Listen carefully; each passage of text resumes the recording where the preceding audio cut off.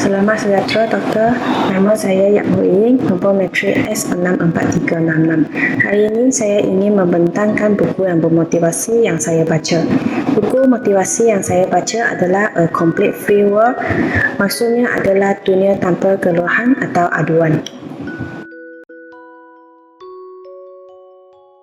A Complete Free World ialah sebuah buku yang diterbitkan oleh paderi terkenal yang bernama Will Bowen pada tahun 2009. Buku ini adalah mengikut logik kandungan, pertama sekali bermula dari punca aduan yang menerangkan mengapa orang mengadu dan kemudian merumuskan emosi negatif mengeluh yang membawa pengaruh buruk dan bahaya kepada kehidupan.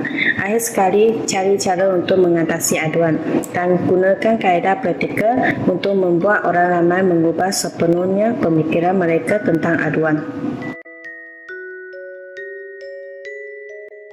Selepas membaca buku ini, saya merasakan buku ini bukan sahaja sebagai pembaca rohani, tapi juga buku rujukan. Ia bukan sahaja menerangkan kesan negatif mengeluh secara teori, tetapi juga menyediakan kaedah yang sangat praktikal dan kaedah yang mudah untuk menyelesaikan masalah seperti bagaimana tidak mengadu. Sebenarnya orang ramai sering merungut dan sentiasa berharap untuk memiliki sesuatu. Tetapi setelah memilikinya, mereka merasakan tidak sebaik yang disangka. Sebaliknya, mengharapkan sesuatu yang baru. Orang yang tidak merungut akan merawat kecacatan mereka dengan sikap yang betul dan mempunyai hati yang bersyukur. Seorang ahli falsafah pernah berkata, jika berlaku kecacatan kepada seseorang yang suka merungut, dia akan jadikan itu sebagai alasan untuk gagal. Sebaliknya, seseorang yang tidak merungut akan menerima kecacatan diri sendiri dan menggunakan berbagai kaedah untuk mengatasinya.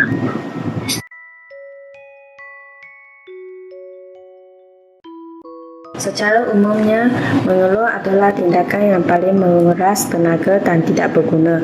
Kadang-kadang kita meluahkan rasa tidak puas hati bukan sahaja dengan orang, tetapi juga dengan situasi kehidupan yang berbeza. Jika tiada orang yang boleh mendengar keluhan mereka akan mengadu kepada diri sendiri dalam fikiran. Kempen tidak mengadu yang dikemukakan oleh pengarah buku ini datang pada masa yang tepat, dan itulah yang paling diperlukan oleh zaman sekarang. Sebagai contoh, orang yang mengadu tentang diri mereka harus cuba belajar menerima diri mereka sendiri. Orang yang mengadu tentang orang lain harus cuba mengubah keluhan mereka menjadi permintaan. Orang yang mengadu tentang Tuhan, cubalah berdoa untuk hajat sendiri.